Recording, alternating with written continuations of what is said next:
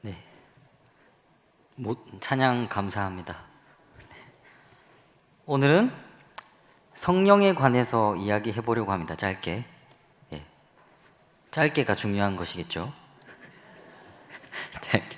재직해도 있다고 들었습니다. 성령이라는 이 표현, 요것은 요즘은 교회에서는 굉장히 이야기하기 조심스러운 주제 중에 하나입니다. 성령은.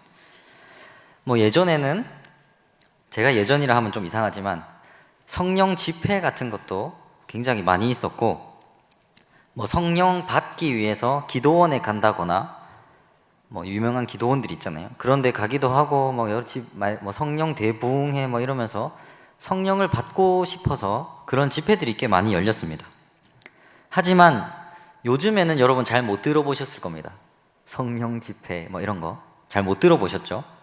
무슨 찬양 집회 이런 거 있고, 뭘 위해서 기도하자 이렇게 모이는 집회는 있는데, 성령 집회, 아주 이제 교회 안에서도 이 낯선 단어가 되고 있습니다.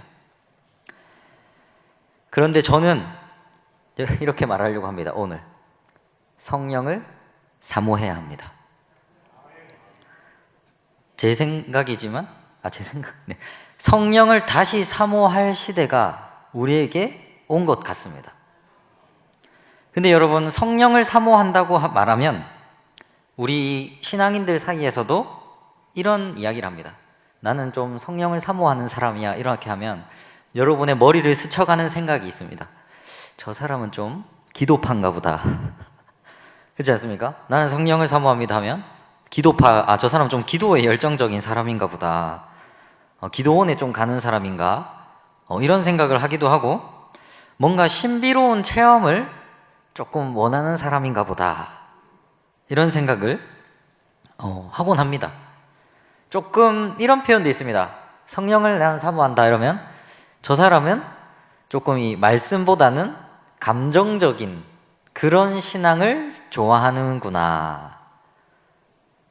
성령을 사모한다라고 말하면 이런 생각이 먼저 듭니다. 그렇지 않으십니까?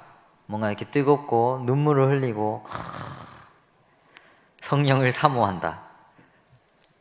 이런 생각 속에서는 성령에 대한 사람들의 생각이 담겨 있습니다. 성령 체험이, 성령을 사모한다는 것이 인간의 어떤 감정적인 격양, 감정적인 고조, 아니면 뭔가 감각적인 그런 것들로 이루어지는 것이다라고 생각한다는 것입니다. 성령을 사모하는 것, 내 안에 있는 이 불받은 뜨거움, 이런 것들을 다 생각한다는 겁니다. 뜨거운 기도하고 뜨거운 찬양 집회하면서 사람이 막 쓰러지거나 아주 큰 소리를 지르거나, 저는 어릴 때 의자 밑에 이제 왜 그러셨는지 모르겠지만 의자 밑에 이렇게 기어 다니시더라고요. 왜 그러셨는지 모르겠습니다. 그러한 어떤 감각적이고 감정적인 격앙된 표현들을 보고 한국교회는 성령 받았다, 불 받았다라는 말하곤 했습니다. 거기에 신비하고 뭔가 알 수 없는 좀 놀라운 일이 일어나면 사람들이 성령을 이야기했습니다. 근데 여러분, 제가 성령을 사모해야 하는 때가 왔다라고 말할 때 그런 것들을 말하는 건 아닙니다. 그런 것들을 해야 된다고 말하면 이제 교회 내에서도 그런 것들이 사람들에게 조금 이상하지 않을까, 위험하지 않을까라는 생각이 이미 다 교회 안에도 파져 있습니다. 너무 막 격양된 사람들. 그래서 성령 집회가 점점 없어진 겁니다. 너무 과하진 않나. 성령을 사모하는 것, 성령 체험은 오늘 본문의 이 제목처럼 언어와 행동에 관계된 것입니다. 물론 감정적인 뜨거움, 저도 경험해봤지만 뜨거움과 눈물, 격앙된 어떤 표현들도 있긴 있습니다. 그런데 성령 체험의 아주 본질적인 것들은 언어와 행동에 달렸습니다. 오늘 본문을 조금 들어가 보겠습니다. 오늘 본문은 초대교회에서 일어난 성령 체험, 성령 임재에 대한 이야기를 담고 있습니다. 더 구체적으로 말하면 부활하신 주님께서 이제 보이시지 않게 승천하시고 모여있던 제자들에게 일어난 성령 체험을 말하는 겁니다. 이 본문을 읽으면 사람들의 마음에 가장 와닿는 것은 불과 바람입니다. 불 같은 혀, 바람, 머리 위에 떠있다. 이런 것들이 이 본문에 관심을 많이 받습니다. 성령 체험은 이런 것이다 라는 겁니다. 근데 여러분, 오늘 여러분한테 이야기 말씀드릴 거는 그런 것이 아니라 다른 언어라는 표현입니다. 다른 언어. 성령을 받은 제자들이 다른 언어로 말하기 시작했다는 겁니다. 그럼 이 다른 언어라는 표현은 뭐냐?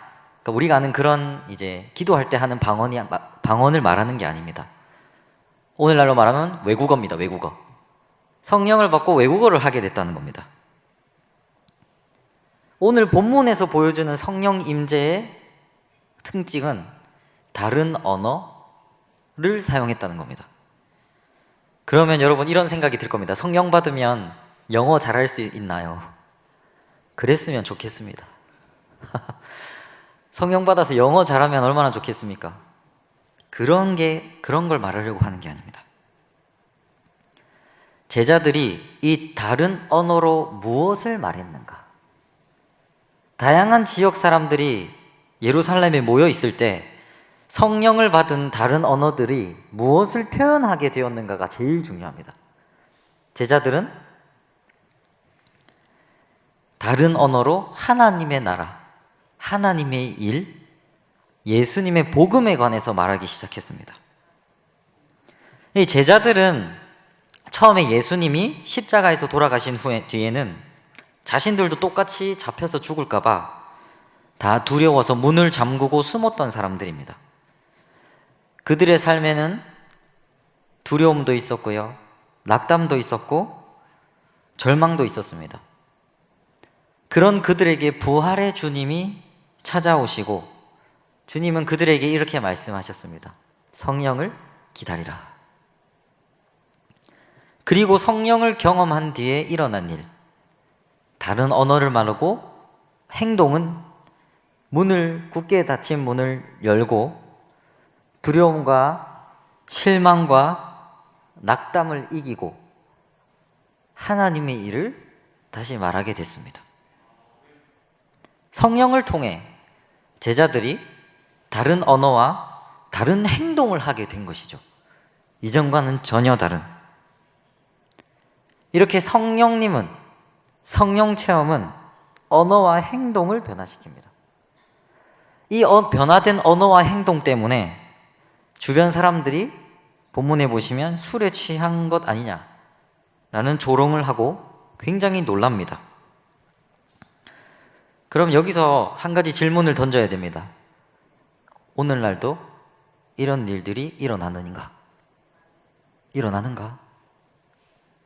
저는 가능하다고 믿습니다. 성령의 경험을 통해 다른 언어와 다른 행동이 이루어진다고 믿습니다.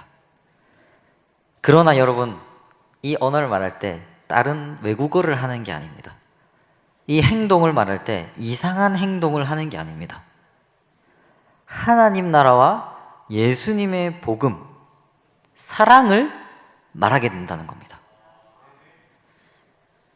오늘 이 성령의 체험 뒤에 본문에 베드로의 설교가 나옵니다. 베드로가 성령을 경험한 뒤에 처음 말하는 내용 아주 중요합니다. 그 내용이 뭐냐? 예수님이 우리를 구원하셨다. 예수님이 이 세상의 죄를 이기셨다. 이 놀라운 은혜를 우리가 믿음으로 받아들여야 한다 라는 말을 성령을 받고 제일 처음 시작했습니다. 여러분, 베드로는 원래 여러분이 다 아시다시피 배신자입니다. 예수님을 3번 배신한, 거절한 그런 사람이 예수님이 나의 구원자라고 다른 언어를 말하기 시작했다는 겁니다. 그리고 이 베드로의 설교가 끝난 뒤에 초대교회 사람들이 모여서 무엇을 했느냐? 성령 받았을 때 그 교회에서 일어난 일이 이 본문 이 장 뒤에 나타납니다. 42절부터 나옵니다. 성령 경험이 일어난 뒤의 일, 나눔, 기쁨, 순전한 마음. 저는 이 다음 표현이 참 마음 깊이 와닿았습니다. 47절에 이런 표현이 있습니다. 온 백성에게 칭송받음. 성령 체험이라는 것은 흔히 오해하고 우리가 들어왔듯이 어떤 인간의 감정적이고 열광적이고 신비적인 체험이 핵심이 아닙니다. 물론 그런 것도 있습니다. 없다고 할 수는 없습니다. 하나님께서 일하시는 일들이니까요. 그것은 핵심이 아닙니다. 성령을 경험한 뒤에 내가 무슨 말을 하게 되는가? 어떤 언어를 쓰는가? 내가 어떤 행동을 하는가? 그러한 언어와 행동으로 무슨 일이 일어나는가? 나에게, 내 가정에게, 교회에. 이것이 중요합니다. 목사님, 왜 성령 체험이 다른 언어, 다른 행동이랑 관계가 있습니까? 감정이 뜨거워지고 가슴이 벅찬 걸로 성경 체험이 만족하면 되지 않을까요? 그렇게 의문을 가지실 수도 있습니다. 여러분, 우리 삶에 일어나는 성령 경험, 여러분 말해 보실 수 있으십니까? 살아계신 하나님께서 지금도 우리 삶에 역사하시고 성령님이 임재하신다고 믿는데, 그러면 우리 삶에 성령님이 무슨 일을 하시고 우리가 삶 속에서 성령을 어떻게 경험하는지 우리 말하실 수 있습니까? 어려운 과제가 너무 어려운 질문을 던져드렸습니다. 제 친구한테 물어봤습니다. 아주 옛날 이야기를 하더라고요. 집회 때 어느 기도원에 가서 주님의 부활 성령 임재의 경험을 했다. 과거의 이야기인 거죠. 오늘날 일어나는 성령 체험. 그러나 여러분, 어렵지 않습니다. 다른 언어, 다른 행동이라는 것을 생각해 보십시오. 이런 것들입니다. 성령님의 우리 삶 가운데 활동하는 것, 누군가를 배려하는 행동, 사랑의 말, 그가 바른 삶을 살았으면 좋겠다는 마음으로 권면하는 것, 정직함, 비도덕적인 유혹을 이기는 것. 여러분, 이 모든 것들이 성령 체험입니다. 이 모든 것들이 우리 삶에 성령님이 일하시는 일입니다. 우리는 기도와 말씀 가운데, 성령을 사모하는 가운데 이런 것들을 행하게 하시는 성령님을 세밀하고 깊이 있게 만날 수 있습니다, 여러분. 성령 체험하면 아주 대단한 걸 생각하셨습니다. 안 나오던 사랑의 말이 나온다? 좀 이상하지 않습니까? 안 나오던 배려를 하게 된다? 안 나오던 하하호호 웃음소리가 꼽힌다? 여러분, 정말 성령님이 일하시는 것이라고 생각합니다. 우리의 어떤 존재의 한계, 나의 부족함을 넘어서 봉사할 수 있게, 헌신할 수 있게, 새로운 삶을 꿈꿀 수 있게, 나의 한계를 넘어서 싫어하는 사람을 위해서도 그래도 기도해야지 하는 그 기도하는 마음, 다 성령님이 일하시는 겁니다. 그럼 우리가 대단해서 그런 걸 하겠습니까? 저는 정말 급한 일이 있을 때, 운전할 때입니다. 신호등과 교통법규를 지키게 하시는 마음도 성령님이 주시는 마음이라고 생각할 때가 있습니다. 내 마음대로 가지 않고 법규와 안전함을 지키면서 가는 마음. 제 성격상 그냥 우우 갔을 수도 있다고 생각합니다.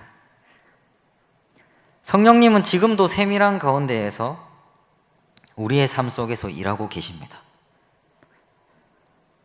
이런 생각에서 저는 성령님을 사모해야 된다고 생각하고 이 성령님이 우리 삶을 변화시킬 거라고 믿습니다. 그러면 마지막으로 이런 말씀을 드리고 싶습니다. 왜 지금이 성령을 더 사모해야 될 때인가? 저는 성령을 정말 사모해야 되는 때라고 생각합니다. 왜? 여러분도 아십니다.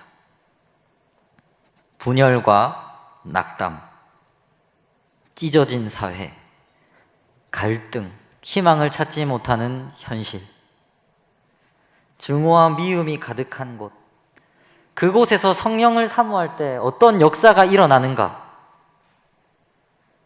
화합, 용서, 친밀함, 기쁨. 여러분, 우리 사회가 이런 일이 일어나야 되지 않겠습니까? 우리 교회가 이런 것을 경험해야 되지 않겠습니까? 이러한 놀라운 성령님의 역사, 와, 화합, 정말 대단한 성령님의 역사입니다.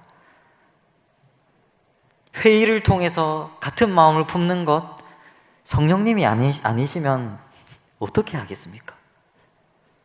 그 모든 일들 때문에 저는 성령을 사모해야 될 때라고 봅니다, 지금. 교회 안에서 분열되고 찢어진 사회 속에서 형제에 대한 증오와 미움이 만연한 곳에서 고통과 전쟁의 현장이 펼쳐지고 있는 오늘날, 불안에 떨고 있는 영혼들을 향하여 여러분, 성령을 사모할 때입니다. 정말로 성령을 사모하는 자들이 필요한 시기입니다. 우리 동천제일교회가 성령을 사모했으면 좋겠습니다. 성령을 사모함으로 다른 언어를, 하나님의 사랑을 말하고 다른 행동을, 예수님을 닮은 행동을 하는 그러한 우리 동천제일교회 모두가 되고 제가 되기를 간절히 사모합니다.